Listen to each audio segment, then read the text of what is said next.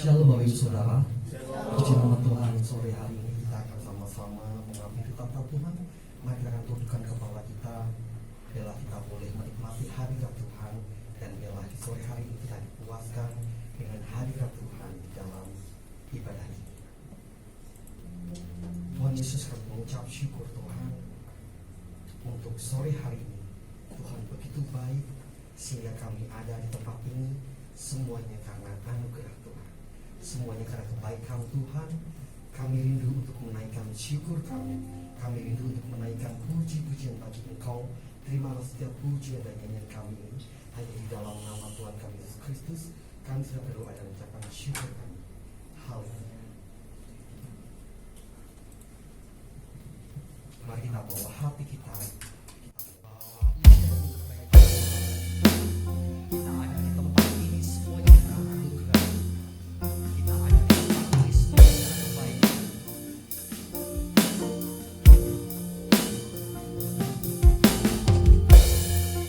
Haleluya Yesus. Ku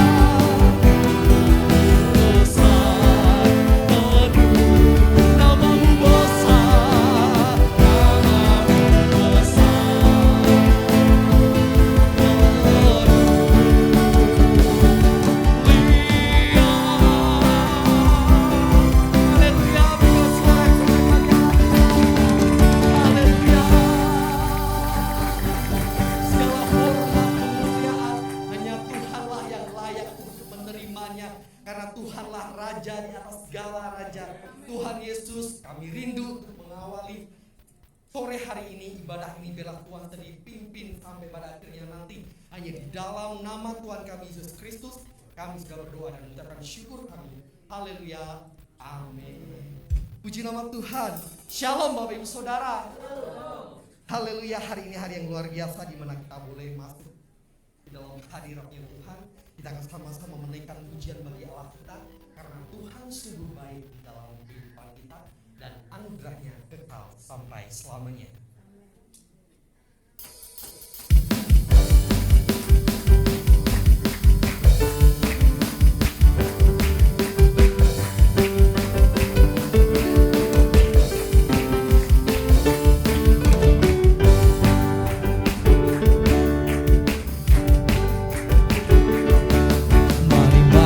Gerbangnya dengan hati bersyukur, halamannya dengan pujian,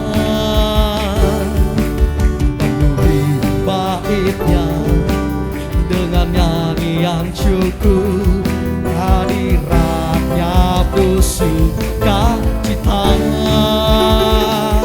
sebab Tuhan Dia baik, kekal selama-lamanya, amin.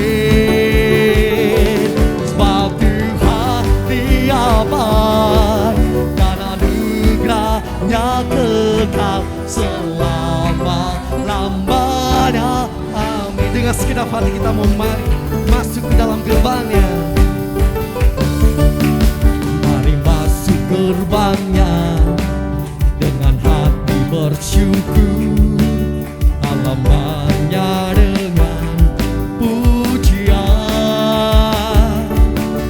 penuhi baitnya dengan nyanyian syukur, hadiratnya tuh sukacita. Katakan sebab Tuhan baik, sebab Tuhan Dia baik dan anugerahnya kekal selama-lamanya, amin.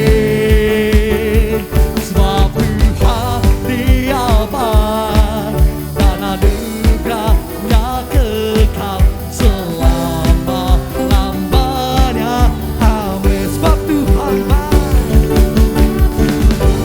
Dia baik dan anugerahnya kekal selama-lamanya, amin. Sebab Tuhan Dia baik dan anugerahnya kekal selama-lamanya, amin. Selama-lamanya, amin. Selama-lamanya, amin. Selama-lamanya, selama-lamanya, selama-lamanya, selama-lamanya, amin. Haleluya. Tinggal sorak-sorak yang dahsyat bagi Allah kita. Haleluya. Segala kebaikan dan anugerahnya tercurah atas kita semuanya. Anugerahnya kekal sampai selama-lamanya. Haleluya Yesus. Kita mau lebih dalam lagi, kita mau naikkan pujian bagi Allah kita. Sebab Tuhan baik, sebab Tuhan baik, sebab Tuhan baik, anugerahnya kekal selama. Sebab Tuhan baik,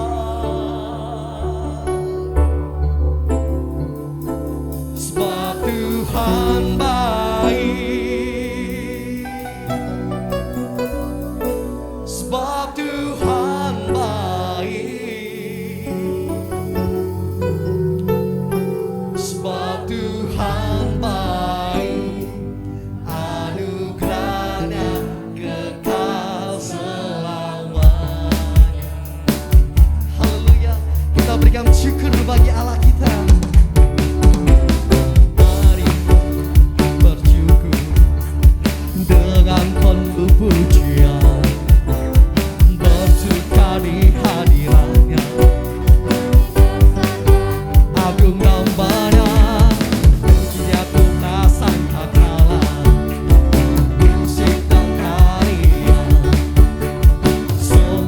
hidup di bumi di surga dengan senang hati naikkan pujian. Sebab Tuhan baik, sebab Tuhan baik, sebab Tuhan baik, anugerahnya kekal selamanya. Sebab Tuhan baik, sebab Tuhan baik, sebab Tuhan baik, anugerahnya kekal selamanya. Kita mau nyatakan Yesus Kristus Allahku, Yesus Kristus pencipta segalanya, bersujud di hadapannya, angkat tanganmu, naikkan puji Dia. Dia ku prasangka kalah, musik dan tarian, semua makhluk di bumi di surga dengan senang hati naikkan pujian. Sebab Tuhan baik, sebab Tuhan baik, sebab Tuhan baik, anugerahnya kekal selamanya. Sebab Tuhan baik, sebab Tuhan baik, sebab Tuhan baik, sebab Tuhan baik, anugerahnya kekal. Katakan sebab Tuhan baik, sebab Tuhan baik, sebab Tuhan baik, sebab Tuhan baik, anugerahnya kekal selamanya. Sebab Tuhan baik, Tuhan begitu baik. Sebab Tuhan baik, anugerahnya kekal selamanya. Sebab Tuhan baik, anugerahnya kekal selamanya. Sebab Tuhan baik, anugerahnya kekal selamanya. Haleluya. Kita mau lebih dalam lagi, kita mau masuk dalam hadiratnya dengan segenap hati kita. Sebab Tuhan baik, sebab Tuhan baik, sebab Tuhan baik, anugerahnya kekal selamanya. Kita mau angkat tangan kita, kita menyatakan Tuhan baik. Sebab Tuhan baik, haleluya. Sebab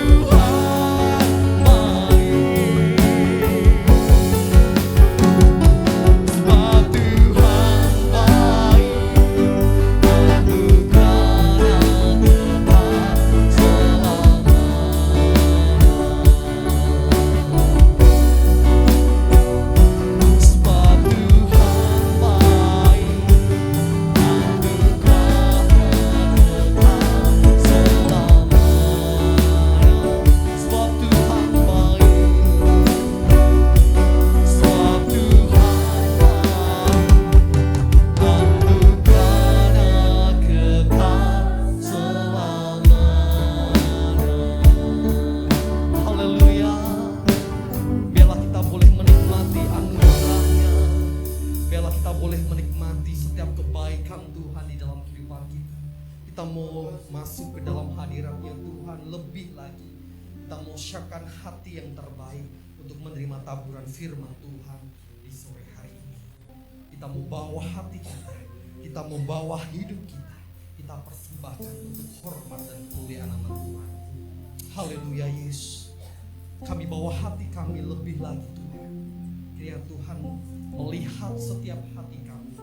Kami rindu, kami menyatakan bahwa Engkaulah anugerah yang terindah di dalam kehidupan kami. Haleluya Yesus. Inilah kami Tuhan. Haleluya.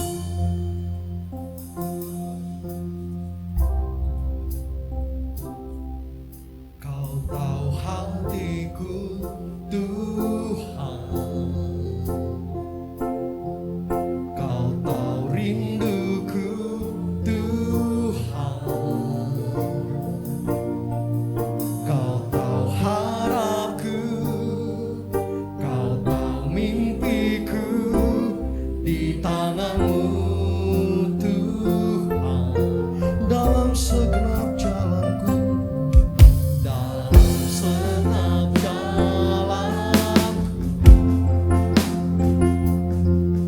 dalam setiap langkahku, hanya Engkaulah Tuhan yang kami andalkan, yang andalkan hadapi semua. Yesus, Kau anugerah terindah dalam hidupku. Kau sungguh berarti di setiap jalanku. Anugerah-Mu selalu mempesona. Yesus, Kau terbaik. Yesus, Kau termanis di dalam hidupku. Mari jemaat Tuhan sendiri yang memuji nama Tuhan. Dalam segenap jalan, dalam segenap jalan, dalam setiap langkah, hanya Kau Tuhan, Kau Tuhan yang andalkan menghadapi semua. Yesus, Kau anugerah, Yesus, Kau anugerah terindah dalam hidupku. Kau sungguh berarti di setiap jalanku. Anugerah-Mu, amin. Yesus, Kau terbaik. Yesus, Kau termanis di dalam hidup. Yesus, Engkaulah anugerah kami. Yesus, Kau anugerah terindah dalam hidup. Kau sungguh berarti di setiap jalan. Anugerah-Mu selalu mempesona. Yesus, Kau terbaik. Yesus, Kau termanis di dalam hidupku. Katakan bersama, Yesus, Kau anugerah. Yesus, Kau anugerah Terindah dalam hidupku. Kau sungguh berarti di setiap jalanku. Anugerah-Mu selalu mempesonaku. Yesus, Kau terbaik. Yesus, Kau termanis di dalam hidupku. Yesus, Kau terbaik. Yesus, Kau termanis di dalam hidupku. Yesus, Kau terbaik. Yesus, Kau terbaik. Yesus, Kau termanis di dalam hidupku.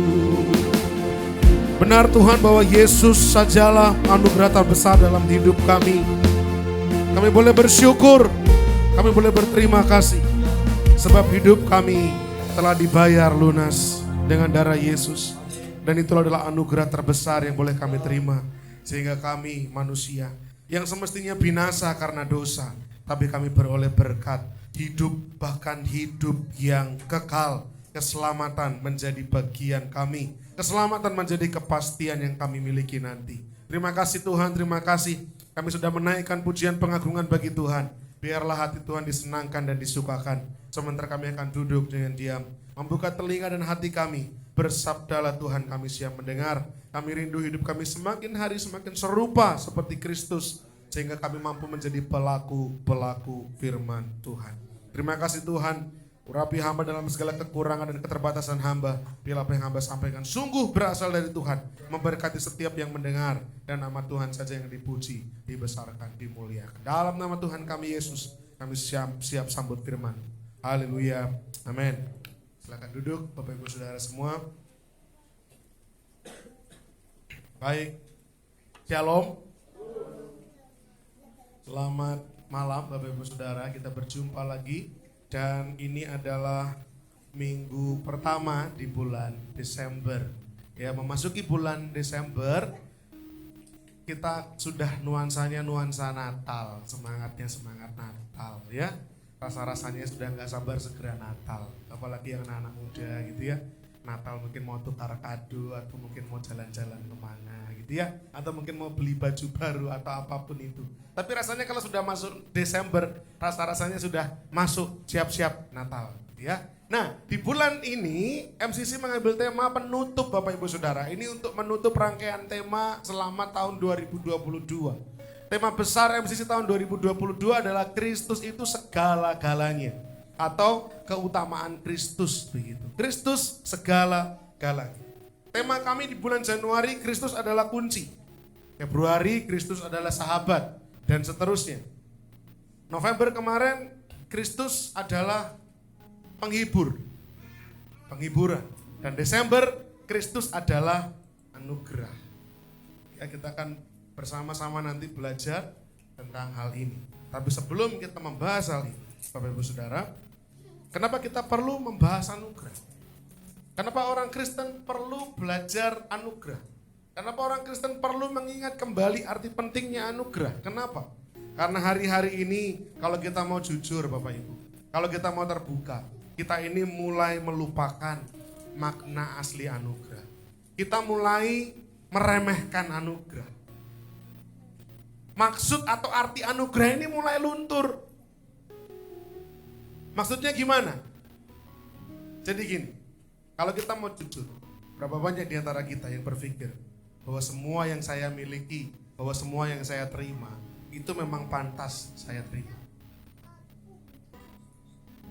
Berapa banyak di antara kita yang berpikir bahwa segala sesuatu yang saya miliki hari ini yang saya terima, itu memang saya pantas menerimanya. Contohnya apa? Berkat ekonomi misalnya. Ya karena memang saya bekerja. Ya memang karena saya beraktivitas, saya mungkin ada yang berdagang, saya mungkin bekerja sebagai karyawan, sehingga saya pantas menerimanya. Sering sekali kita lupa bahwa memang yang bekerja kita, tapi yang memberi pekerjaan Tuhan. Yang berjualan kita, tapi yang mengirim pelanggan Tuhan. Sehingga apa yang kita terima dalam berkat ekonomi itu pun anugerah Tuhan.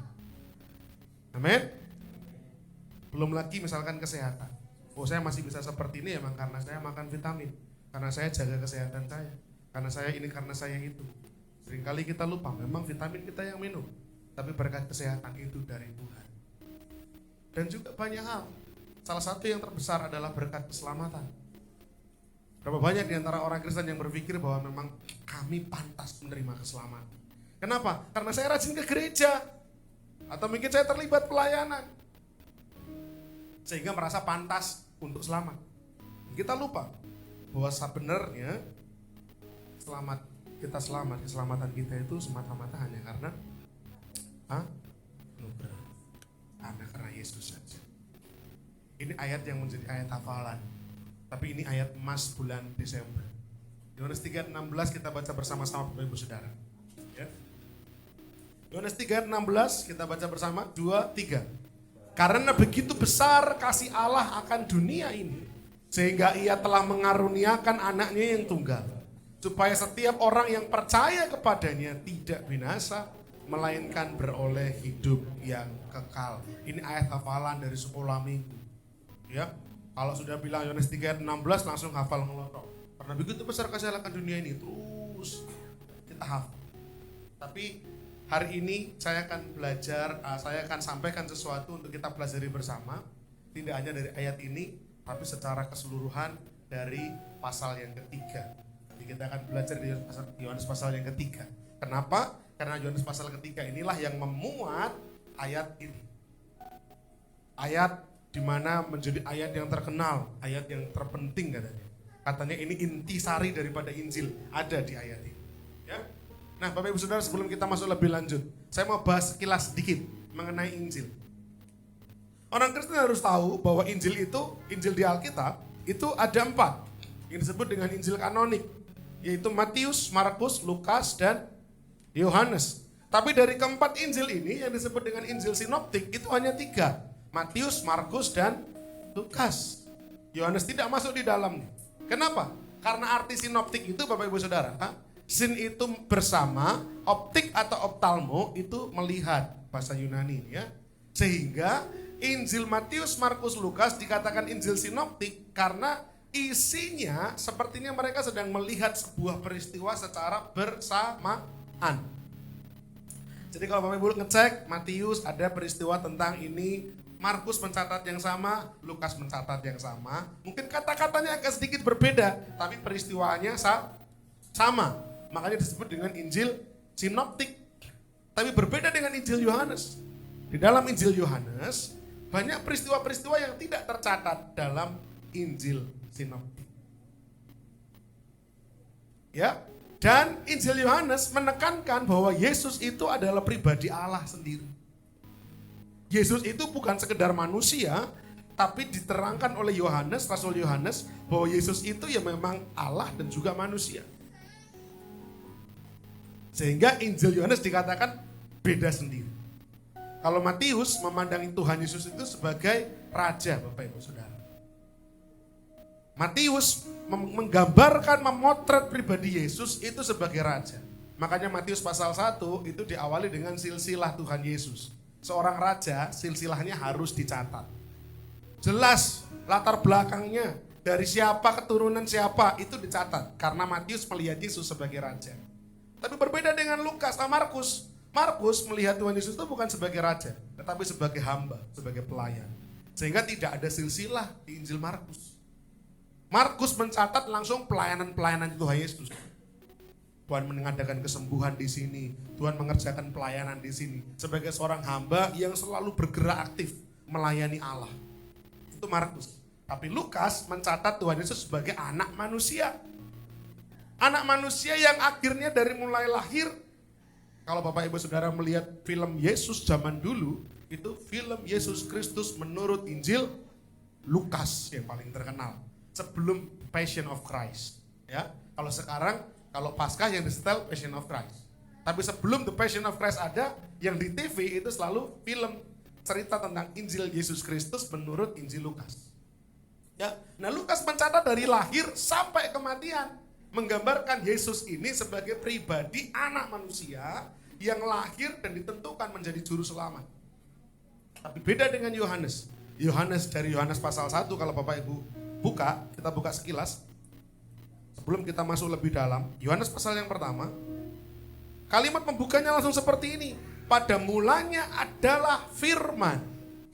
Firman itu bersama-sama dengan Allah dan firman itu adalah Allah. Ayat 2, ia pada mulanya bersama-sama dengan Allah. Ayat 3, segala sesuatu dijadikan oleh dia dan tanpa dia tidak ada sesuatu pun yang telah jadi dari segala yang telah dijadikan. Dalam dia ada hidup dan hidup itu adalah terang manusia. Yesus digambarkan sebagai logos atau firman Allah. Bahkan dijelaskan lebih lanjut, firman itu adalah Allah itu sendiri. Sehingga Yohanes langsung menggambarkan Yesus itu Allah. Kenapa saya penting membahas ini sebelum kita masuk lebih dalam? Supaya kita bisa nangkap percakapan Tuhan Yesus dengan Nikodemus ini. Tidak sekedar percakapan dua orang manusia biasa, tapi percakapan antara seorang yang sudah banyak diisi tentang Yahudi.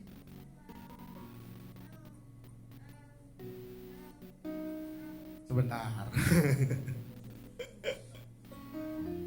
Ini percakapan yang banyak diisi, seorang yang banyak diisi dengan keyahudian, yaitu Nikodemus, dengan pribadi Allah.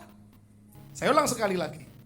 Nikodemus itu seorang manusia biasa. Tapi kepalanya itu, otaknya cemerlang karena diisi Taurat yang luar biasa. Nah, dia sedang bercakap-cakap bukan dengan sekedar seorang manusia, tapi dia bercakap-cakap dengan pribadi Allah. Nanti kita mau belajar. Ya, kita akan belajar dari Yohanes pasal yang ketiga ini. Siapa Nikodemus? Kita buka Yohanes pasal yang ketiga. Ayat 1 sampai dengan ayat yang kedua. Siapa itu Nikodemus? Yohanes 3 ayat 1 sampai 2. Adalah seorang Farisi yang bernama Nikodemus, seorang pemimpin agama Yahudi. Ia datang pada waktu malam kepada Yesus dan berkata, "Rabi, kami tahu bahwa engkau datang sebagai guru yang diutus Allah.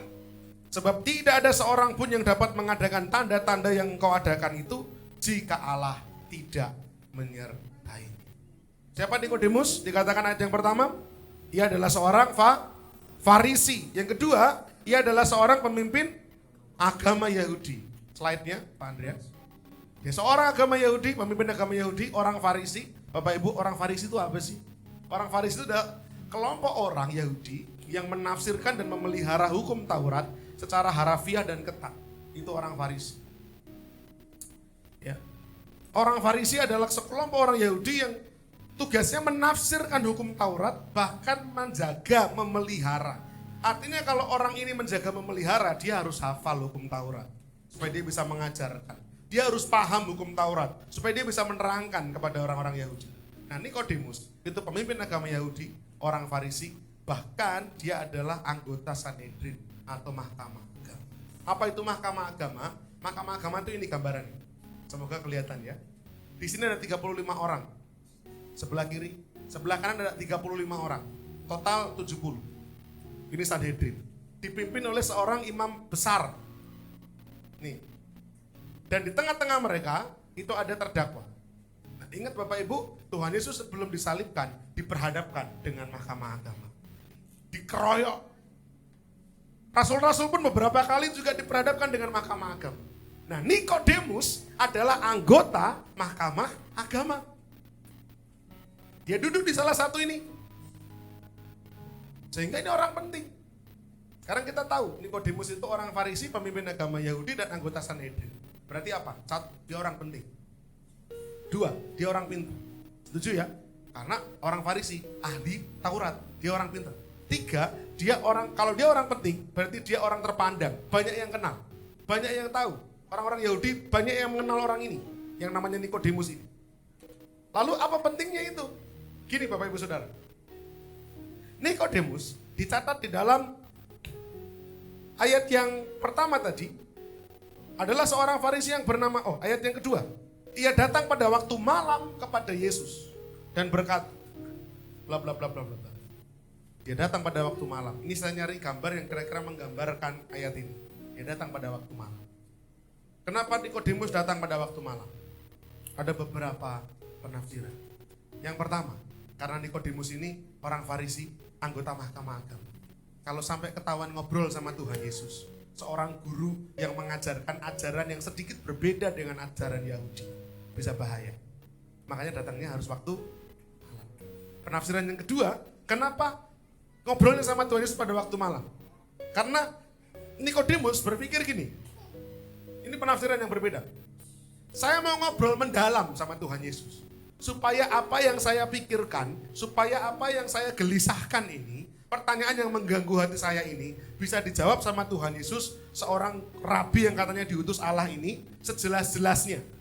Makanya datangnya malam. Kalau datangnya siang, sambil kerja kan gak enak. Tapi kalau datangnya malam bisa sambil nyantai, ngobrol, ngemil begitu. Makanya datangnya malam. Menghabiskan waktu untuk berbicara ngobrol. Nah, tadi saya katakan, obrolan ini bukan obrolan biasa. Yohanes mencatatnya. Seorang yang sangat paham agama Yahudi. Seorang pemimpin agama Yahudi. Kalau nanti Bapak Ibu Saudara membaca Injil, Bapak Ibu akan menemukan bahkan ketika Yesus diadili itu pun Nikodemus memberikan pembelaan. Bukankah sangat tidak bertanggung jawab kalau kita membunuh seseorang yang tidak sempat membela diri? Bukankah tidak bertanggung jawab kalau kita membunuh seseorang yang belum tentu benar tuduhannya? Belum tentu dia salah. Nikodemus membela Yesus. Hebat kalau kita baca sampai akhir kan. Dan menurut sejarah gereja Bapak Ibu, menurut sejarah gereja, akhirnya Nikodemus menjadi percaya. Menurut tradisi bapak-bapak gereja, kalau ditelusuri saya akhirnya penasaran dengan orang ini, dia menjadi martir, membela iman percayanya. Padahal sebelumnya pemimpin agama Yahudi, anggota mahkamah. Nah ini obrolan manusia biasa dengan pribadi Allah, tanya jawab, menyempatkan waktu di malam hari. Bagaimana dengan kita? Kadang-kadang kalau ke gereja harus dipaksa-paksa. Kadang-kadang kalau ibadah harus dipaksa-paksa. Padahal saya tanya, ketika kita beribadah, siapa yang membutuhkan? Apakah kita atau Tuhan yang membutuhkan kita? Halo? Wah, tidak ada yang berani jawab. Dalam hal beribadah, siapakah yang lebih membutuhkan? Kita. Tadi pagi saya juga sampaikan di firman Tuhan pada raya pertama. Orang tua kadang-kadang juga seperti itu. Anak-anak sekolah minggu, anak-anak itu ya, itu kalau mau berangkat sekolah minggu aja, kadang-kadang harus minta dijemput. Telepon gurunya, Om bisa nggak jemput? Tante ada jemputan enggak? Kadang-kadang udah dijemput, anak-anaknya nggak mau berangkat. Saya tanya, yang butuh anak-anak itu kenal Yesus, orang tua apa guru sekolah minggu? Yang butuh anak-anak punya dasar iman, itu orang tua apa guru sekolah minggu? Orang tua. Tapi kenapa guru sekolah minggu yang harus repot? Giliran guru sekolah minggu jemput orang tuanya, belum bangunin Om, kasihan kalau dibangunin. Kasihan itu kalau nggak kenal Yesus, bukan kasihan kalau nggak dibangun, nggak bangun-bangun. Ya. Kasihan. Anak-anak dibiarkan bertumbuh tanpa pengenalan akan Yesus. Nanti jadinya kayak keponakan saya. Umur sekarang hampir 3 tahun ya, baru ikut sekolah minggu berapa kali. Sekali ikut sekolah minggu ada kejadian lucu. Siapa yang mau mengedarkan kantong persembahan? Wah, ponakan saya itu aktif Bapak Ibu. Ponakan saya itu PD-nya tinggi. Viel, namanya Viel. Kalau anak saya kan Niel. Viel, umurnya belum sampai 3 tahun. Akhirnya dikasih kantong edaran. Dia muter, diajarin sama Tante Marta. Viel sini. Udah sampai di ujung depan, dia teriak sama mamanya. Mah, Viel dapat duit banyak. Nah, nggak pernah sekolah minggu, nggak ngerti konsep sekolah minggu. Persembahan itu uangnya bukan buat kamu. Persembahan uangnya buat Tuhan.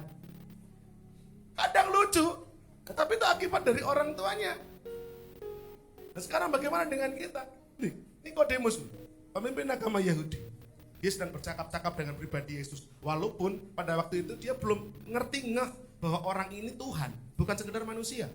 Tapi Rasul Yohanes mencatat pembicaraan ini penting. Bahkan di dalam pembicaraan orang dua ini tercatatlah Yohanes 3:16. Inti Injil katanya. Jantungnya Injil ada di situ. Karena begitu besar kasih Allah akan dunia ini, sehingga Ia telah mengaruniakan anaknya yang tunggal, supaya barang siapa yang percaya kepadanya tidak binasa, melainkan beroleh hidup yang kekal.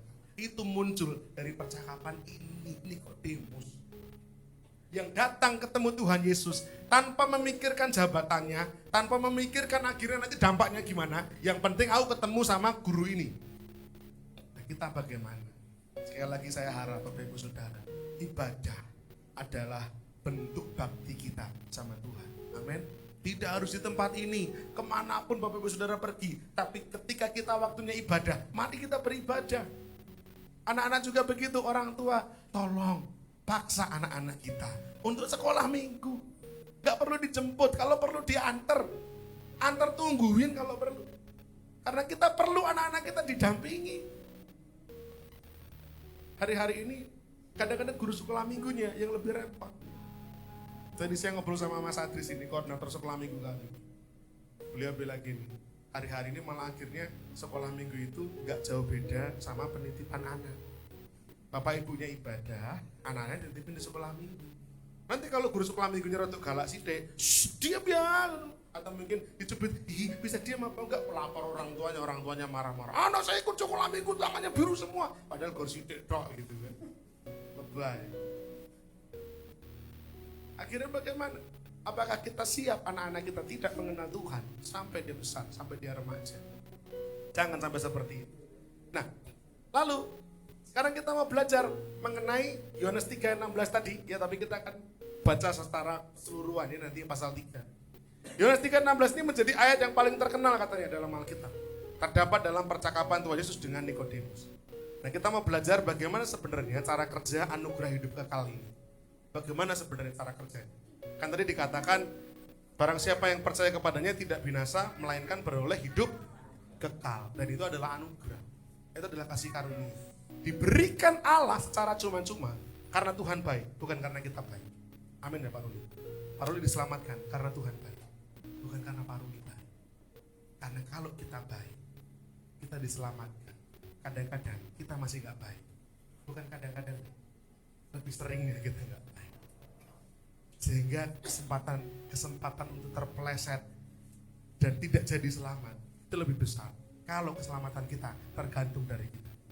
Tapi tidak, keselamatan itu anugerah diberikan Allah karena apa yang Allah kerjakan, bukan apa yang kita kerjakan.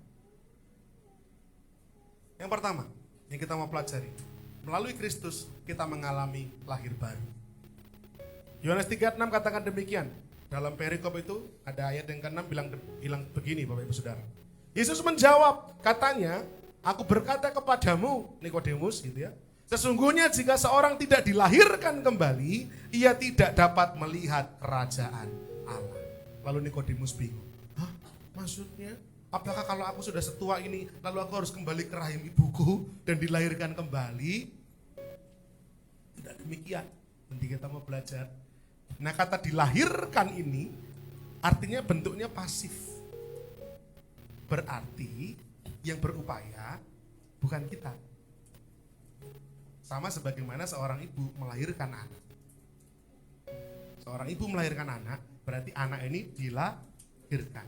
Nah, ketika anak dilahirkan, yang berupaya itu anaknya apa ibunya? Yang ngeden itu anaknya apa ibunya? Ibunya. Masa iya anaknya yang ngeden gitu kan? Ibunya santai gitu kan? Jangan. Ibunya yang berjuang, bahkan katanya bertaruh nyawa. Ibunya yang berjuang, sehingga ketika kita dilahirkan kembali pun, Bapak Ibu Saudara, bukan kita yang berupaya, tapi Allah yang bekerja. Karena kita dilahirkan. Oke? Sekarang Bapak Ibu Saudara perhatikan ini. Betapapun kita berbakat, ataupun betapapun moral kita, betapa beradabnya kita, seperti apapun bentuknya, tapi kita ini mutlak buta terhadap kebenaran rohani. Mau kita punya bakat, mau kita punya moral, mau kita punya adab yang baik, tapi sebenarnya manusia itu buta terhadap kebenaran rohani dan tidak akan bisa masuk dalam kerajaan Allah. Lahir baru melalui Kristus sebagai pengantara dan Roh Kudus sebagai kuasa merupakan suatu kebutuhan yang mutlak. Bapak Ibu kalau mau lahir baru harus melalui Kristus sebagai pengantara dan Roh Kudus sebagai kuasa. Harus. Tanpa ini kita nggak bisa lahir baru. Wah, nggak usah pakai Yesus-Yesusan. Yang penting kan aku baik, tidak merugikan orang, saya tidak merugikan sesama saya tidak berbuat jahat, yang penting saya baik. Oh, nggak cukup. Tidak cukup. Karena kita diselamatkan bukan karena perbuatan baik kita, tapi kita diselamatkan karena iman saya kepada Yesus Kristus. Lahir baru harus melalui Kristus dan Roh Kudus. Yohanes 3:6 tadi katakan demikian. Apa yang dilahirkan dari daging adalah daging, dan apa yang dilahirkan dari roh adalah roh. Sifat dari mereka yang lahir Bapak Ibu ditentukan dari sumbernya, dari yang memberi kelahiran itu. Sifat anak itu gabungan dari kedua orang tua. Amin. Tadi saya cerita Niel anak saya supaya gampang gambaran. Badoknya Niel itu saya. jenongnya Niel, anak saya, itu kayak saya Bandung. Tapi mulutnya kayak istri saya. Agak jadi kalau tidur anak saya itu mulutnya kalau tidur sama istri saya wes plok ser gitu ya mulutnya. Jadi kombinasi antara orang tuanya, istri saya dan saya, plak, lahirlah dia dengan membawa sifat turunan orang tuanya. Bapak Ibu Saudara, kita ini lahir dari daging, maka sifat kita adalah daging. Kalau kita mau sifat kita roh, maka kita harus lahir dari roh. Amin. Kalau kita mau sifat kita jadi baik, yang dituntun oleh Roh Kudus, Roh besar ini ya, maka kita harus lahir dari roh. Kita lahir dari daging, dari dosa dan kejahatan. Percaya nggak Bapak Ibu Saudara, kalau manusia itu dari lahir sudah punya yang namanya tabiat dosa? Percaya nggak? Anak kecil nggak usah diajari, tahu yang artinya iri, Mary tahu, nggak ada yang ngajari. Anak kecil tahu marah, padahal nggak ada yang ngajari. Dari mana bisa dapat hal seperti itu? Karena ada tabiat dosa, diperanakkan di dalam dosa. Oleh karena itu kalau kita mau lahir baru, jangan lahir dari daging. Lahir dari daging itu lahiran pertama kita, maka kita harus masuk ke lahiran yang kedua, yaitu dari roh. Yang kedua, yang pertama tadi melalui Kristus kita mengalami lahir baru. Yang kedua, melalui Kristus kita menerima kodrat baru. Yohanes 3:6, tadi ayat yang tadi saya bacakan ulang. Apa yang dilahirkan dari daging adalah daging, dan apa yang dilahirkan dari roh adalah roh. Kodrat daging kita berubah menjadi kodrat roh. Hidup daging kita berubah menjadi hidup roh. Ini manusia lama. Lalu ketika mengenal Yesus, lahir baru, maka manusia lama, pakaian yang lama ini, baju yang lama, dibuang, dilepas, dan mengenakan manusia yang baru. Dulu kita hidup oleh daging, setelah mengenal Yesus lahir baru, kita punya kodrat baru, yaitu hidup oleh roh. Harusnya perubahan hidup ada dan nyata dalam hidup kita, Bapak Ibu Saudara. Galatia 5 ayat 19 sampai 25 kita buka. Galatia 5 ayat 19 sampai dengan 25. Perbuatan daging telah nyata, yaitu percabulan, kecemaran, hawa nafsu, penyembahan berhala, sihir, perseteruan, perselisihan, iri hati, amarah, kepentingan diri sendiri, percideraan, roh pemecah, kedengkian, kemabukan, pesta pora, dan sebagainya. Terhadap semuanya itu kuperingatkan kamu, seperti yang telah kubuat dahulu, bahwa barang siapa melakukan hal-hal yang demikian, ia tidak akan mendapat bagian dalam kerajaan Allah. Apa aja di sana? Ada percabulan, ada kecemaran, ada hawa nafsu, penyembahan berhala, sihir, dan seterusnya. Masihkah ini ada melekat dalam hidup kita? Kalau ini masih ada melekat dalam hidup kita, kita masih hidup dalam kodrat daging, Bapak Ibu Saudara. Masih adakah percabulan, pikiran kotor, pikiran jorok, pikiran cabul? Masih adakah pikiran cemar, hawa nafsu yang tidak bisa kita kontrol? Masihkah kita punya berhala dalam hidup kita? Berhala tidak harus selalu berwujud patung, tapi berhala bisa segala sesuatu, apapun bentuknya. Berhala adalah sesuatu yang penting bagi kita, bahkan saking pentingnya melebihi Tuhan dalam hidup kita. Itu berhala. Mungkin uang jadi berhala kita. Kebanyakan manusia terjebak dengan berhala uang, mamon, cinta uang. Atau mungkin Bapak Saudara punya berhala-berhala yang lain. Masih kita megang itu, masihkah kita menyembah itu? Sihir, perseteruan, perselisihan. Hati-hati, perbedaan pendapat, jangan-jangan itu bukan sekedar perbedaan pendapat saja, tapi itu sebenarnya perseteruan, perselisihan. Hati-hati, jangan-jangan kodrat daging masih nempel dalam hati kita. Apapun yang orang bilang, kita gak setuju. Apapun yang pemimpin rohani arahkan, kita gak setuju. Adanya bibit perseteruan, adanya bibit perselisihan. Cek coba, jangan-jangan itu kodrat daging. Iri hati. Iri hati ternyata loh, sepele Bapak Ibu Saudara. Iri hati loh. Tetangga kita punya motor baru, kita nggak bisa tidur. Tetangga kita habis nurunin kulkas baru, kita nggak enak makan. Itu iri hati. Sepertinya cuma sepele, lalu kita mulai rasan-rasan sama tetangga kita juga. Kayak lu, Bu Susi, waktu kulkas anyar, gitu kan, buayane. Kulkas bedene yang ngono nyimpen opo. Urusannya Bu Susi mau beli kulkas segede apapun itu urusannya dia. Tapi kalau Bapak Ibu Saudara meladeni sifat iri hati, hati-hati kodrat daging masih nempel di situ. Pembunuhan pertama di dunia terjadi karena faktor iri hati. Kain iri terhadap Habel, persembahan adiknya ini diterima oleh Allah. Kenapa persembahan Habel diterima sama Tuhan? Banyak orang bilang karena persembahan Habel itu lemah sehingga Tuhan suka. Nah, memang pekerjaan Habel ini dia pemelihara ternak. Kalau Kain memang dia tanaman-tanaman dan kebun-kebunan. Bukan masalah lemak atau daging dengan tanaman-tanaman, bukan.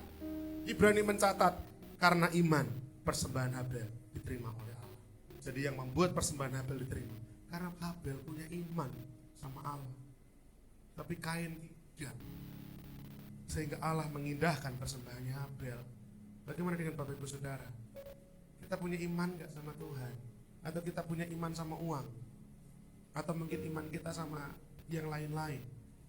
Iri hati membuat Kain gelap mata, membunuh adiknya sendiri. Iri hati adalah kodrat daging. Amarah. Siapa di sini yang masih suka marah-marah? Ayo. Salah apa-apa, salah apa-apa, salah. Orang-orang semua pokoknya salah. Gak ada yang benar. Bapak Ibu, saya dulu temperamental sekali. Saya dulu temperamental. Saya bisa marah-marah bahkan sama pelayan Tuhan di tempat pelayanan. Kalau nggak cocok saya bilang nggak bener ini, ulangi lagi. Temperamental. Nggak bener ini saya. Jangan dicontoh. Manusia lama. Kita udah pelayanan tapi masih keliru. Mas Adis loh saksi hidupnya. Saya naik motor di sampingnya bis, lampu merah. Bisnya itu mencet klakson. Twin. Gak tahu tuh klaksonnya bis kayak tak gebrak kok pintunya. Pelayan Tuhan loh Bapak Ibu. Saya di samping itu gebrak pintu busnya. Brak. Kupengku itu loh. Sopirnya langsung. Saya nggak tahu dulu kenapa. Setan apa yang ada dalam diri saya. Saya temperamental sekali. Betul. Apa yang nggak cocok, apa yang nggak beres, misalkan makan di restoran nunggunya lama, saya bisa datang, nggak usah Pak, nggak jadi, kelamaan, cancel aja, gitu. Kalau sekarang nggak apa-apa, udah diantar. Kalau nggak ya dibungkus saja. Saya dulu tuh kalau marah gampang banget Pak, kalau langsung gas itu langsung weng gitu. Sekarang mau marah itu kayak wes kesel di badan gitu. Saya mau marah tuh, kesel ya gitu kan. Jadi rasanya kayak udah capek gitu. Mungkin faktor usia mungkin, padahal saya ya belum tua. Tapi rasa-rasanya memang mau marah itu dah, aduh. Dani boleh ketawa, tapi Marta dulu mengalami masa-masa itu. Mengalami. Teman-teman anak-anak muda ini retret ke Karang Pandan, masang MMT untuk retret. Saya masih di tempat lain, saya baru nyusul. Saya belum datang. Selesai saya datang, saya datangnya malam, mereka ketawa sambil cerita. Tadi ada kejadian lucu Mas. Tadi lucu, jadinya lucu kalau sekarang udah jadi lucu ya. Kalau tadi enggak. Jadi gini, ternyata ketika mereka mau masang MMT di Karang Pandan, di INRI itu, ya, MMT yang dibuka itu tulisannya piknik ibu-ibu PKK. Padahal mau retret. Anak-anak muda panitia ini begitu takut sama saya, Bapak Ibu, takut bukan main mereka ini. Jadi mereka langsung bilang, wah lundong meneh, gendang piduk ning Solo, pokoknya gendang tekan, dipasang, ojo ngantek, Mas Daniel teko, tulisannya masih Bu PKK atau jangan sampai MMT yang bener belum terpasang. Sehingga Mas Adi itu turun naik motor dari Karang Pandan dengan temannya. Turun naik motor sampai ke Sumber Bapak Ibu, untuk nuker. Doanya mereka sepanjang jalan itu cuma satu, jangan sampai MMT retret ini kebawa sama ibu PKK. Karena kalau sampai ke bawah, nyarinya mau kemana? Ibu PKK mana coba? Mau nyarinya yang susah. Mereka doanya cuma satu. Dan puji Tuhan sampai di tempat percetakan, MMT itu masih ada. Belum diambil sama si ibu-ibu ini. Selamatlah mereka. Naik lagi mereka ke Karang Pandan, dipasang. Saya datang kurang lebih jam 6:30 kalau saya nggak salah ingat. Dan MMT-nya sudah sudah MMT yang benar. Jadi saya nggak merasakan ketegangan mereka. Sebegitu takutnya mereka. Tapi jangan ditiru, itu saya dulu Bapak Ibu, amarah itu kodrat daging. Sekarang saya berpikir mau marah gitu dah. Capek marah. Dulu saya temperamen, tapi saya udah bertobat. Kepentingan diri sendiri, pencitraan, roh pemecah, kedengkian, kemabukan, pesta pora dan seterusnya, semuanya ini itu adalah kodrat daging. Menurut daging, hidup menurut daging. Nah, kalau kita sudah menerima Kristus, kita sudah lahir baru, harusnya kita punya kodrat yang baru, prinsip hidup yang baru, perasaan-perasaan yang baru. Melalui kelahiran pertama, yaitu kelahiran dari ibu jasmani kita ini menjadi cemar karena dibentuk dari dosa dan kejahatan. Saya katakan kejahatan ini bukan berarti Bapak Ibu itu nyolong gitu ya, atau ngerampok, bukan, tapi kejahatan itu berbicara tentang dosa.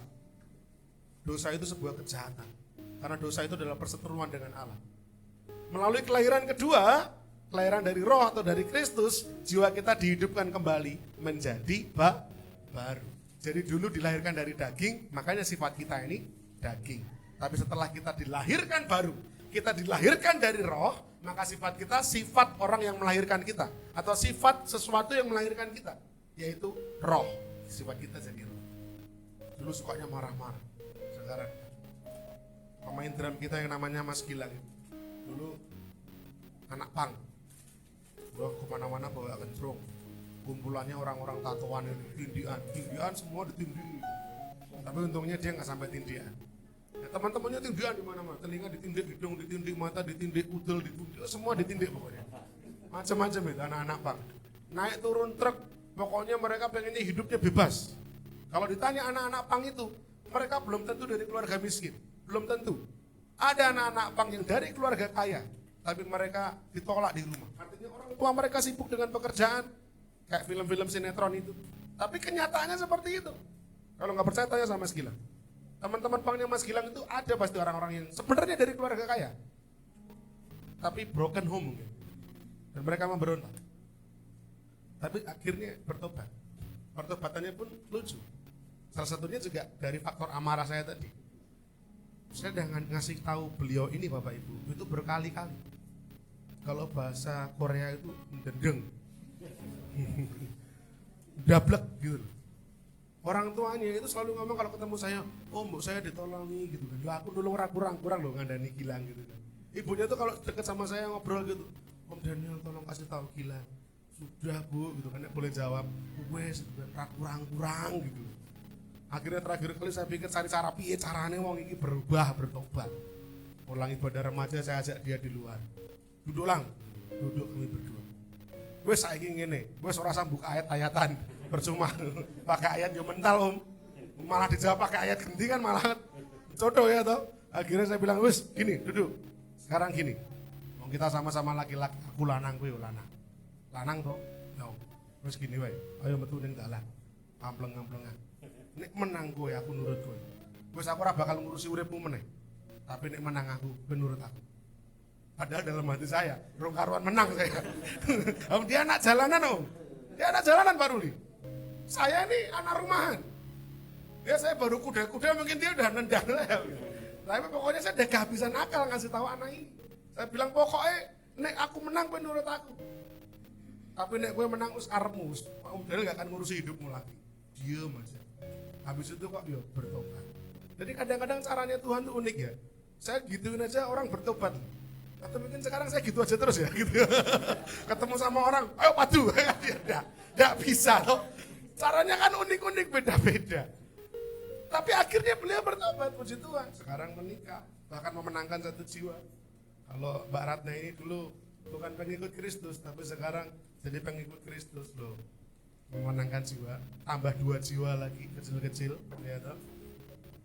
Jadi 4 jiwa. Gak tahu nanti mau jadi berapa lagi. Oh langsung 2 om. Loh enggak apa-apa, ya kan enggak apa-apa. Tapi pertobatan menunjukkan ada perubahan. Kodrat dagingnya berubah menjadi kodrat roh. Kodrat yang baru. Sekarang jadi pemain drum. Ya, ngajari adik-adiknya cara main drum. Ya. Saya kangen sebenarnya nyari foto-fotonya beliau waktu zaman masih punk. Pengen saya tunjukin gitu. Setiap kali saya ceritain itu saya selalu lupa untuk menunjukkan fotonya orang ini waktu punk.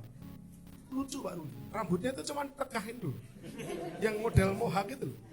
Yang cuma jabrik di tengah. Pernah dia. Kayak badannya kurusnya bukan main pakai pensil potlot itu. Itu ya Mbak Ratna kok ya gelem ya. Tapi itu uniknya Cita. Sekarang sudah berubah. Sekarang sudah bertobat. Ya. Saya berharap bisa terus dijaga iman percayaannya. Ya. Yang ketiga, melalui Kristus kita memiliki hidup yang baru. Yohanes 3, 14, 16 kita baca sekilas. Yohanes pasal yang ketiga, ayat 14 sampai 16. Dan sama seperti Musa meninggikan ular di padang gurun, demikian juga anak manusia harus ditinggikan, supaya setiap orang yang percaya kepadanya beroleh hidup yang kekal. Ayat 16, ayat emas kita. Karena begitu besar kasih Allah akan dunia ini, sehingga ia telah mengaruniakan anaknya yang tunggal, supaya setiap orang yang percaya kepadanya tidak binasa, melainkan beroleh hidup yang kekal. Tuhan Yesus ketika bercakap-cakap dengan Nikodemus, Tuhan memakai cerita Musa yang meninggikan ular di padang gurun. Ini gambarannya. Peristiwa apa ini sebenarnya? Kita buka dalam Bilangan pasal 21. Bilangan pasal 21 ayat 8 dan 9. Bilangan 21 ayat 8 dan 9. Maka berfirmanlah Tuhan kepada Musa, buatlah ular tedung dan taruhlah itu pada sebuah tiang. Maka setiap orang yang terpakut, jika ia melihat ular tedung ini atau tiang ini, akan tetap hidup. Lalu Musa membuat ular tembaga dan menaruhnya pada sebuah tiang. Maka jika seseorang dipakut ular dan ia memandang kepada ular tembaga itu, tetaplah ia hidup. Saya mau tanya Bapak Ibu, menurut Bapak Ibu Saudara, sekarang ini, kalau ada perintah seperti ini, kalau ada yang dipatok ular, digigit ular, gimana caranya supaya tetap hidup, nggak mati? Lihat aja tiang itu, ada ular tembaga. Kira-kira ini perintah yang masuk akal atau tidak masuk akal? Pak Daniel, tidak masuk akal. Setuju ya? Harusnya kalau digigit ular, ya gimana caranya? Racunnya disedot atau mungkin dikasih apalah. Ya, tapi Tuhan berfirman kepada Musa, kalau ada orang Israel yang digigit ular, suruh dia segera melihat ular tembaga yang ditinggikan di atas tiang itu, maka ia akan tetap hidup, enggak mati. Nah, hal ini dipakai Tuhan Yesus untuk menggambarkan bagaimana seseorang itu bisa tetap hidup, tidak binasa, dengan memandang anak manusia. Siapa anak manusia? Yesus Kristus. Sekarang gini ilustrasinya Bapak Ibu. Anggaplah Pak Daniel ini orang Israel yang pada waktu itu hidup di zaman Musa. Ketika dia lagi nyantai-nyantai duduk di depan rumahnya atau di depan kemahnya, pada waktu di padang gurun kan pakai kemahnya. Tiba-tiba seekor ular menggigit kakinya. Dia mulai panik, teriak-teriak. Lalu saya, tetangganya, mengingatkan, Pak, ingat katanya Pak Musa itu, ayo kita segera lihat sama ular tembaga itu.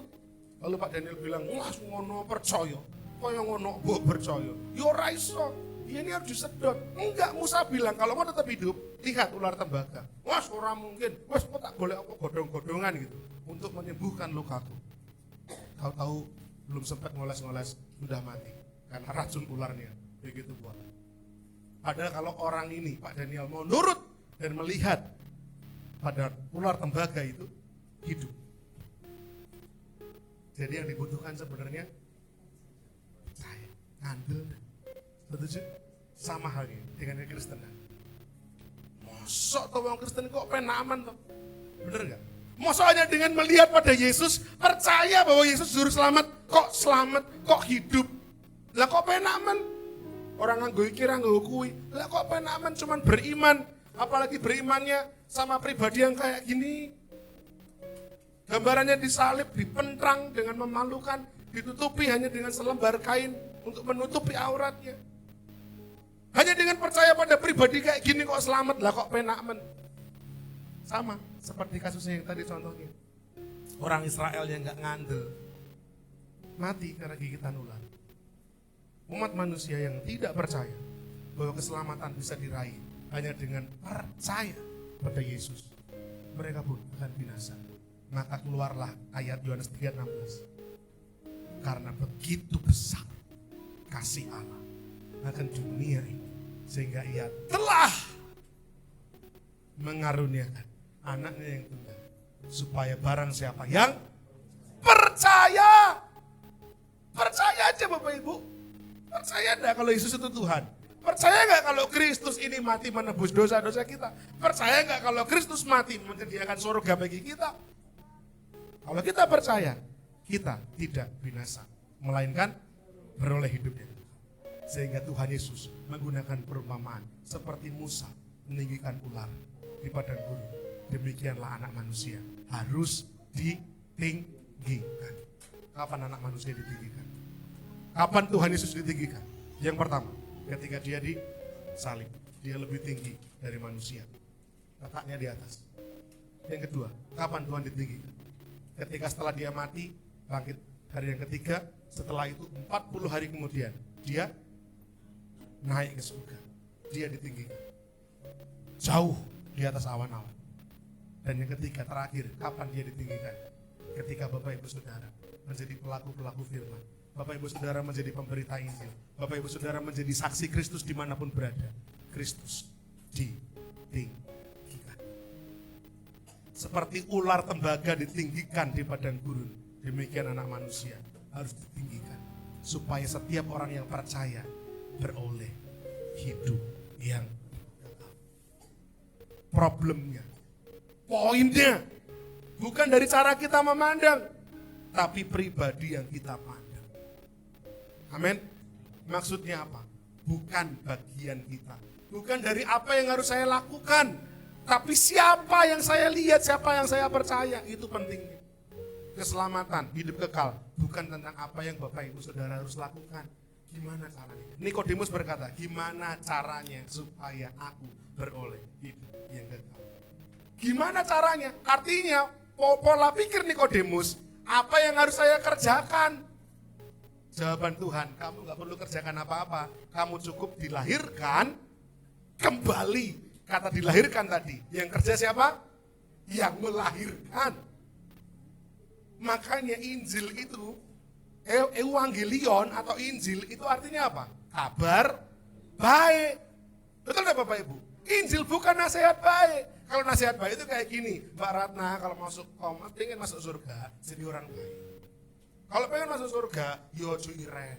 Kalau pengen masuk surga, ya berusahalah jadi orang yang berguna bagi sesama. Itu namanya nasihat baik. Setuju? Tapi kalau kabar baik, Mbak Ratna, kalau mau selamat, percaya sama Yesus. Kenapa? Yesus sudah menyelamatkanmu. Itu kabar baik. Bukan apa yang kita lakukan, tapi apa yang Yesus lakukan. Sehingga Injil itu dikatakan kabar baik. Tapi Bapak Ibu Saudara, betapa dunia ini menyedihkan sekali. Kalau kita mau baca Yohanes pasal 3 bagian terakhir, izinkan saya membukakan ini pada Bapak Ibu Saudara. Yohanes pasal yang ketiga, ayat yang ke-19. Dan inilah hukuman itu.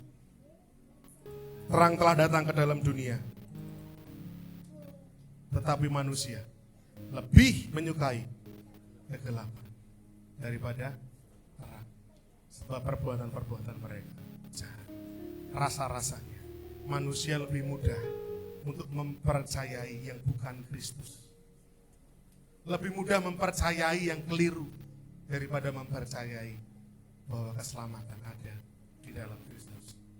Tetapi syukur kepada Allah, Bapak Ibu Saudara dan saya memilih bagian yang benar, memilih bagian yang tepat, yaitu beriman pada Kristus.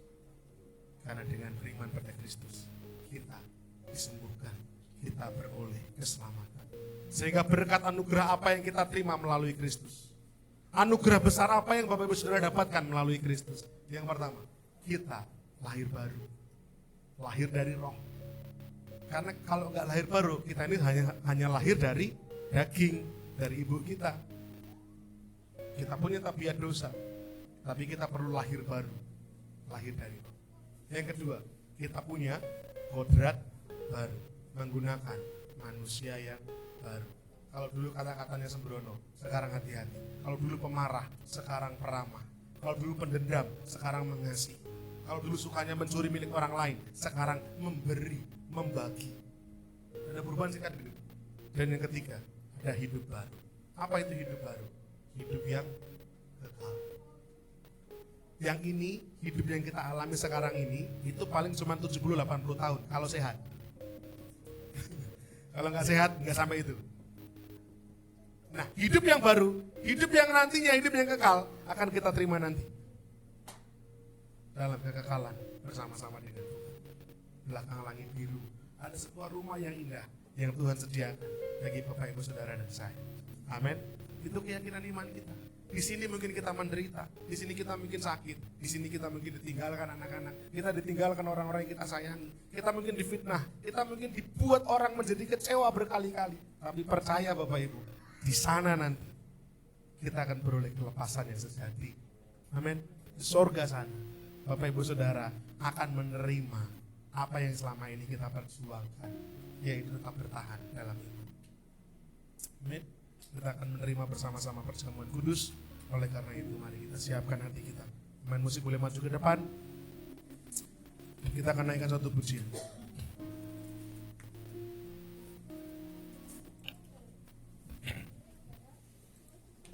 Pemain musik boleh maju ke depan. Kita akan naikkan satu pujian. Ku cinta Kau Yesus. Kita mau merenungkan firman Tuhan malam hari ini. Dengan kita mengungkapkan rasa cinta kita, rasa syukur kita, rasa bangga kita kepada Yesus. Mari kita tunduk kepala bersama-sama. Ku cinta Kau, Yesus, hanya Engkau bagiku, Yesus. Sungguh ku rindu mengatakannya, betapa aku mengasihimu. Ku cinta Kau, Yesus, hanya Engkau bagiku, Yesus. Sungguh ku rindu mengatakannya, betapa aku mengasihimu. Engkau Allah dan Rajaku, Engkau Allah dan Rajaku,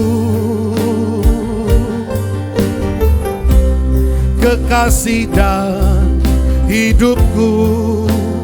Engkau segalanya bagiku, Engkau segalanya bagiku. Ku bersyukur kepadamu, ku bersyukur kepadamu. Kita pujikan dari awal. Ku cinta Kau, Yesus, hanya Engkau bagiku, Yesus, hanya Engkau bagiku. Sungguh ku rindu mengatakannya, sungguh ku rindu mengatakan betapa aku mengasihimu. Mengasihi. Kita ulang lagi dari awal. Ku cinta Kau, Yesus, ku cinta Kau, hanya Engkau bagiku, Yesus. Ya, sungguh ku rindu mengatakannya, mengatakannya. Amin. Mari bersama-sama serukan. Engkau Allah dan Rajaku, Engkau Allah dan Rajaku, kekasih dan hidupku. Engkau segalanya bagiku. Ya, ku bersyukur kepadamu, ku bersyukur. Mari katakan, Engkau Allah dan Rajaku, Engkau Allah dan Rajaku, kekasih dan hidupku. Engkau segalanya. Ya, ku bersyukur, ku bersyukur kepadamu. Benar Tuhan, kami sungguh-sungguh meyakini bahwa Tuhanlah Allah dan Raja kami. Yesus segala-galanya dalam hidup kami. Karena Yesuslah yang rela mati di atas kayu salib, menebus dosa-dosa dan pelanggaran kami. Kami yang harusnya binasa, kami yang harusnya mati dalam kekekalan. Neraka harusnya menjadi bagian kami. Tapi hanya oleh karena iman percaya kepada Kristus, kami diubahkan menjadi manusia yang baru. Kami beroleh hidup yang baru, yaitu hidup yang kekal. Selamat di tangan Tuhan. Terima kasih Tuhan. Kalau malam hari ini kami mau memperingati karya korban keselamatan di kayu salib, kiranya Tuhan melayakkan setiap pelayan, dan juga Tuhan melayakkan setiap kami semua, agar kami layak dan pantas untuk ambil bagian dalam perjamuan kudus ini. Dan biarlah sungguh lewat perjamuan kudus ini, kami boleh menangkap berkat istimewa ini, bahwa keselamatan menjadi anugerah yang Tuhan berikan bagi kami, karena iman percaya kami kepada Kristus Yesus. Roh Kudus berkaryalah, Roh Kudus bekerjalah. Biarlah firman Tuhan yang boleh kami dengar bersama malam hari ini tertanam menjadi rema yang kuat. Kami boleh terus bersyukur, kami boleh bersukacita oleh karena keselamatan yang kami terima. Terima kasih Tuhan, kami akan sambut perjamuan kudus ini. Dalam nama Tuhan kami Yesus kami bersyukur berdoa. Haleluya. Amin. Saya undang Pak Iwan dan juga Pak Andreas untuk boleh bersama maju ke depan melayani jemaat dalam perjamuan kudus ini. Ku cinta Kau Yesus, hanya Engkau bagiku Yesus. Sungguh ku rindu mengatakannya, betapa aku mengasihimu. Ku cinta Kau Yesus, ku cinta Kau Yesus, hanya Engkau bagiku Yesus. Sungguh ku rindu mengatakannya, betapa aku mengasihimu. Engkau Allah dan Rajaku, Engkau Allah dan Rajaku, kekasih dan hidupku. Engkau segalanya bagiku. Ku bersyukur. Saya undang Bapak Ibu Saudara untuk kita bangkit berdiri bersama-sama. Engkau Allah dan Rajaku, kekasih dan hidupku. Mari sambil kita memandang pada salib Kristus, ku bersyukur. Sekali lagi jemaat saja katakan dengan keras, Engkau Allah dan Raja.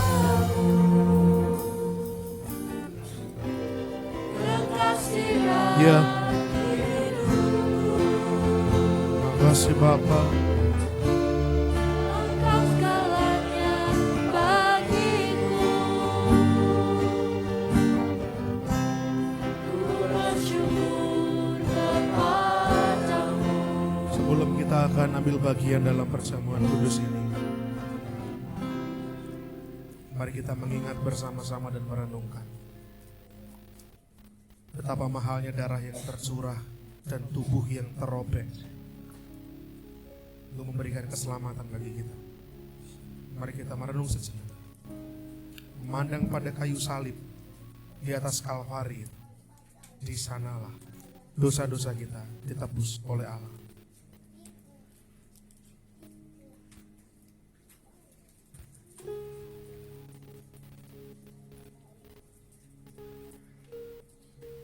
Mari kita akan angkat tangan kanan tinggi-tinggi sambil mengangkat roti di tangan kanan kita.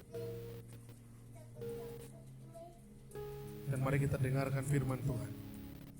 Sebab apa yang telah kuteruskan kepadamu telah aku terima dari Tuhan, yaitu bahwa Tuhan Yesus Pada malam waktu ia diserahkan, mengambil roti dan sesudah itu ia mengucap syukur atasnya.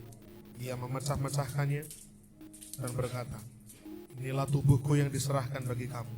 Perbuatlah ini menjadi peringatan akan aku. Mari kita makan bersama-sama dengan percaya dalam nama Tuhan Yesus Kristus.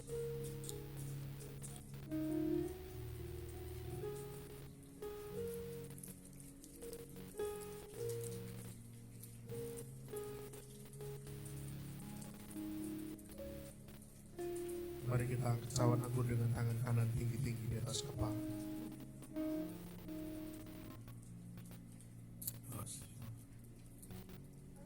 Demikian tertulis. Demikian juga Yesus mengambil cawan sesudah makan lalu berkata, cawan ini adalah perjanjian baru yang dimeteraikan oleh darahku. Perbuatlah ini setiap kali kamu meminumnya, menjadi peringatan akan aku. Mari kita minum dengan percaya dalam nama Tuhan Yesus Kristus.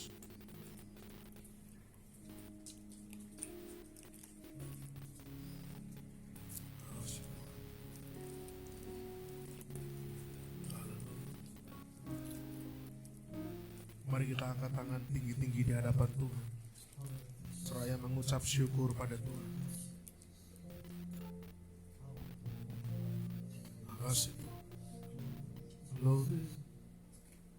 Makasih Tuhan. Glory. Mari kita sembah Tuhan sambil kita naikkan syukur pada Tuhan.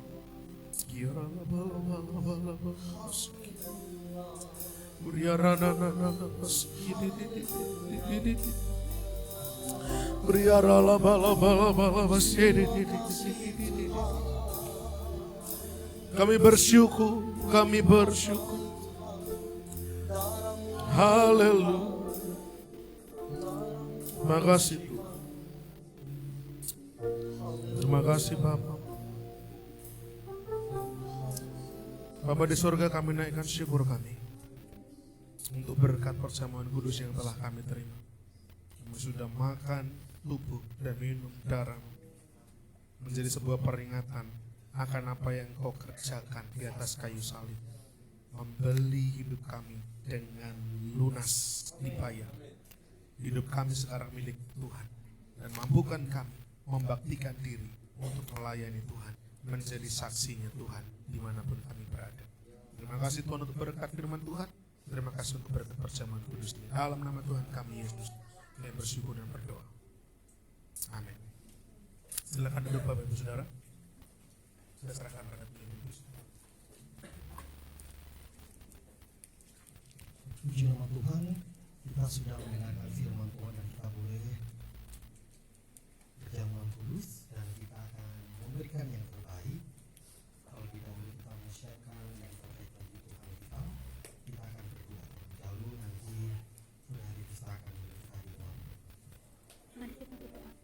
Tuhan Yesus, saya mengucap syukur Tuhan Kau telah baik ibadah ini sampai saat ini. Sebentar Tuhan, kami akan memberikan sedikit dari berkat-Mu, biarlah apa yang kami berikan ini bisa memuliakan nama Tuhan dan menjadi berkat bagi pekerjaan Tuhan di tempat ini. Terima kasih Bapa, hanya dalam nama-Mu kami berdoa dan mengucap syukur. Haleluya. Puji nama Tuhan, kita akan memberi yang terbaik bagi Allah kita dan pujian kita yang dulu Gusti.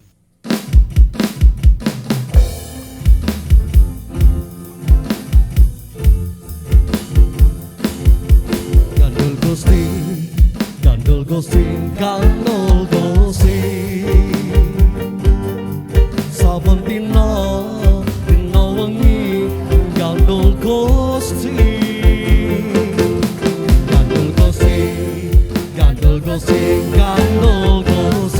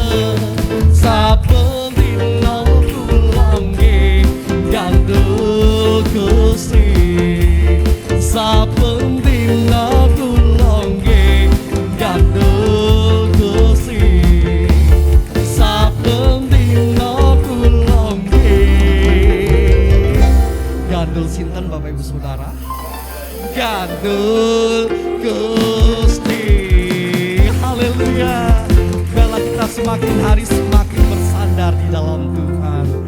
Puji nama Tuhan, kita sudah memberikan yang terbaik bagi Allah kita. Dan kini tiba saatnya kita akan mendengarkan info tentang MCC.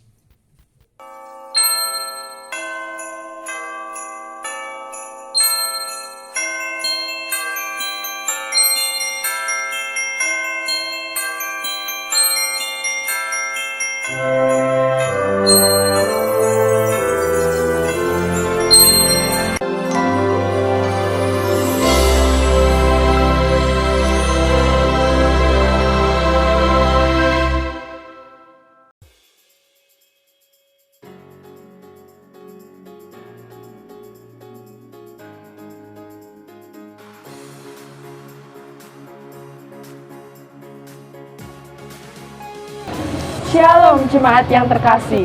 Yohanes 3 ayat 16. Karena begitu besar kasih Allah akan dunia ini sehingga Ia telah mengaruniakan anaknya yang tunggal supaya setiap orang yang percaya kepadanya tidak binasa melainkan beroleh hidup yang kekal.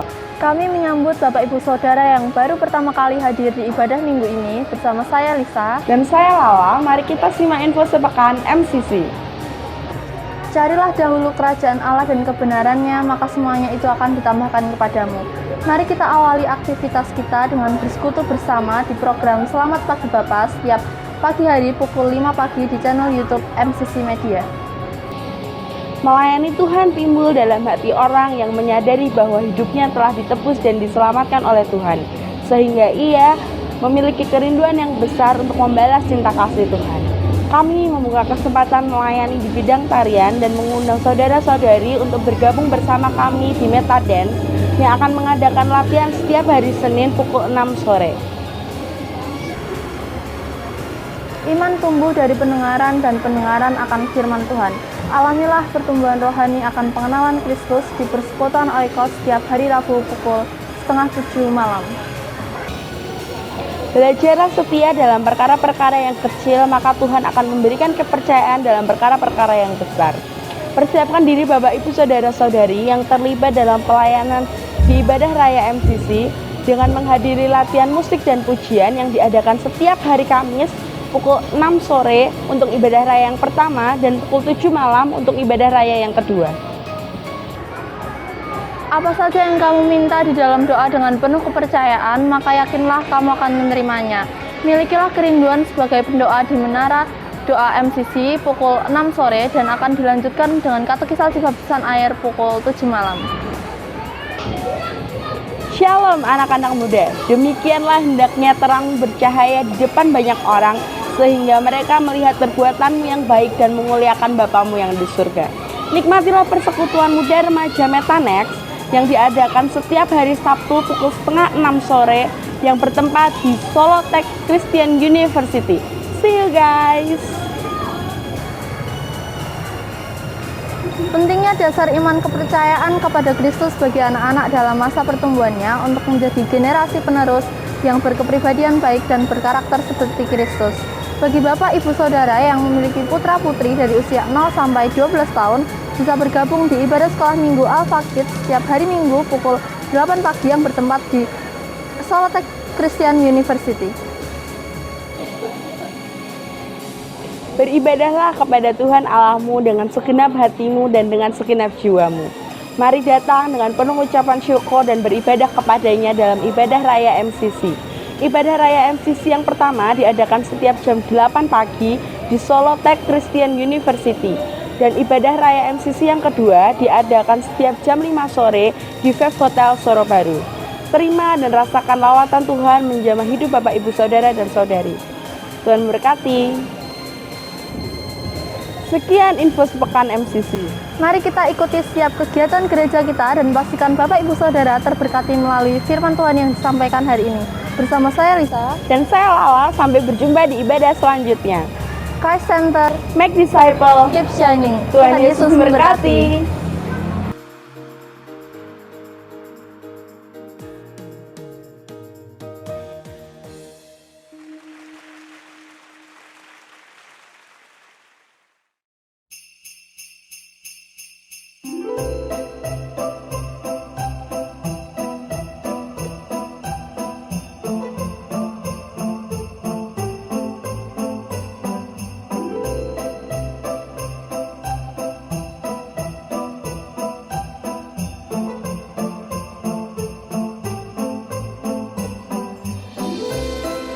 damai di bumi, damai di surga. Yeay, Natal yang ditunggu-tunggu telah tiba. Saatnya rayakan kelahiran Tuhan Yesus Kristus. Yuk ajak teman-teman dan setiap orang yang kita kasihi untuk datang dalam ibadah perayaan Natal Anak Minggu 11 Desember 2022 pukul 10 pagi di halaman Solatech Christian University. Acara ini akan dimeriahkan dengan kehadiran Santa Claus, badut karakter, sulap, stand permainan, stand makanan, dan akan dibagikan hadiah Natal loh.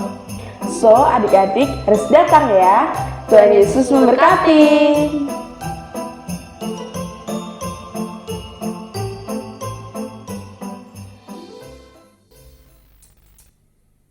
Puji nama Tuhan, bela kita boleh mengikuti kegiatan yang ada di gereja CKMCC.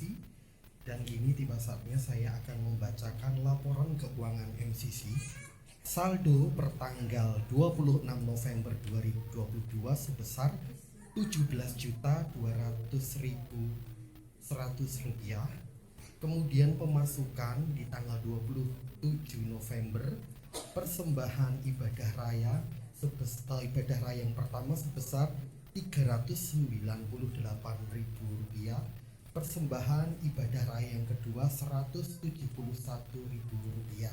Kemudian ada pengeluaran di tanggal 27 November, pelunasan sewa tempat Five Hotel untuk bulan November sebesar Rp200.000. Kemudian di tanggal 29 November ada pengadaan stand gitar sebesar Rp393.000. Dan di tanggal 3 Desember sewa tempat Five Hotel untuk bulan Desember sebesar Rp1.800.000 dan pengembalian dana talangan 4 peta studio Rp966.500. Saldo per tanggal 3 Desember 2022 sebesar Rp14.410.600. Demikianlah info keuangan MCC. Biarlah kita semakin hari semakin mencintai Tuhan dan memberi yang terbaik bagi Tuhan untuk pekerjaan Tuhan di GKI MCC. Itu saja yang bisa saya sampaikan. Mungkin Bapak Daniel. Iya, Bapak Ibu Saudara, kalau tadi ada informasi pelunasan Five Hotel 200 itu adalah kekurangannya. Jadi di bulan November kita sewa 3 kali.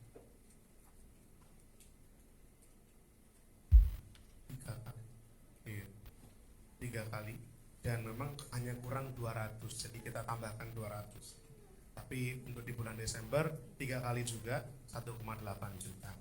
Dan biarlah ini semua nanti menjadi berkat untuk pelayanan di Solo Selatan, artinya di ibadah raya kedua. Karena sampai sekarang memang kita belum ada tempat yang lain, sementara pakai tempatnya ini dulu, ya seadanya dulu, sambil kita terus bergumul dan berdoa supaya Tuhan terus memberkati pekerjaan Tuhan di tempat ini.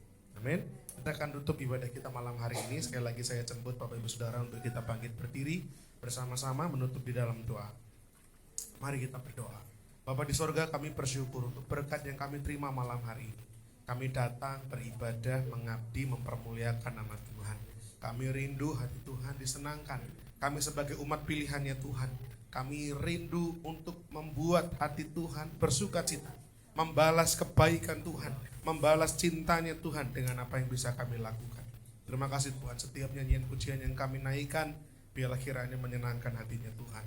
Firman Tuhan yang sudah diberikan, biarlah boleh membawa kami semakin serupa seperti apa yang Tuhan inginkan. Membawa hidup kami semakin serupa seperti Kristus dengan karakter Kristus, sehingga orang lain di dunia ini mereka boleh melihat Tuhan Yesus Kristus hidup lewat perilaku kami. Sehingga mereka boleh tertarik, mereka boleh melihat Yesus ada hidup dalam hati kami. Mereka pun rindu untuk juga mengenal Kristus. Terima kasih Tuhan untuk rekan-rekan kami jemaat yang lain yang malam ini tidak dapat hadir bersama-sama. Tuhan tilik dan lawat mereka. Apapun yang menjadi kendala, apapun yang menjadi pergumulan mereka hari ini. Kalau yang sakit Tuhan sembuhkan, Tuhan pulihkan. Yang mungkin berbeban berat, Tuhan angkat bebannya. Mereka yang mungkin sedang gelisah, hilang pengharapan, Tuhan berikan pengharapan yang baru. Sehingga di kesempatan-kesempatan mendatang, mereka boleh datang beribadah bersama-sama dengan kami untuk memuji, mempermuliakan nama Tuhan. Aktivitas kami sepanjang minggu ini Tuhan, Kami serahkan dalam tangan Tuhan apapun yang menjadi program pelayanan persekutuan ini atau gereja ini. Biarlah sungguh Tuhan memberkatinya, jiwa-jiwa ditambahkan Tuhan. Kami boleh melayani jiwa-jiwa dengan kesungguhan sehingga jiwa-jiwa boleh diberkati. Mereka boleh memperoleh pengharapan di dalam Kristus. Rohani mereka bertumbuh makin dewasa di dalam Tuhan. Terima kasih Tuhan, terima kasih terlebih untuk guru-guru sekolah minggu, pengurus sekolah minggu yang minggu depan akan melaksanakan Natal sekolah minggu di Solotech Christian University. Tuhan yang membuat ini semua boleh berhasil. Tuhan yang akan menyediakan segala sesuatunya. Tuhan yang akan mencukupkan yang tidak ada, Tuhan buat menjadi ada. Kami percaya Tuhan apapun yang kami perlukan, Tuhan sudah mempersiapkan segala sesuatunya. Kami rindu membawa anak-anak kecil ini untuk mereka bertumbuh di dalam Kristus. Mereka mengenal Tuhan sedari dini, sedari kecil. Sehingga sedari kecil mereka boleh terus punya iman percaya sampai dewasanya nanti. Terima kasih Tuhan, terima kasih. Juga berkati orang tua agar mereka pun juga boleh digerakkan hatinya mendukung anak-anak sekolah minggu ini untuk bersama-sama mengenal Tuhan, dibimbing oleh para guru-guru sekolah minggu di JKIMC. Terima kasih Tuhan, terima kasih. Kalau sementara kami akan pulang, kami mohon penyertaan Tuhan ada atas kami. Kami boleh sampai di rumah dengan selamat tanpa kurang suatu apapun, dijauhkan dari segala mara bahaya kecelakaan, dan kembalikan kami Tuhan pada kesempatan-kesempatan ibadah yang akan datang. Terima kasih Tuhan, terima kasih. Biarlah kami akan tutup ibadah kami pada malam hari ini, dan kami akan bersama-sama menerima berkat daripada Tuhan. Jemaat Tuhan, bukalah kedua tanganmu dan terimalah berkat dari Tuhan. Tuhan memberkati engkau dan melindungi engkau. Tuhan menyinari engkau dengan wajahnya dan memberi engkau kasih karunia. Tuhan menghadapkan wajahnya kepadamu dan memberi engkau damai sejahtera. Terimalah berkat-berkat daripada Allah Bapa, cinta kasih, kemurahan daripada Tuhan Yesus Kristus, damai sejahtera serta persekutuan bersama-sama dengan Allah Roh Kudus senantiasa menyertai setiap kita tanpa terkecuali mulai malam ini sampai Tuhan datang kedua kalinya. Dalam nama Tuhan kami Yesus, kami bersyukur dan berdoa. Haleluya. Amin. Bila engkau tak besertaku,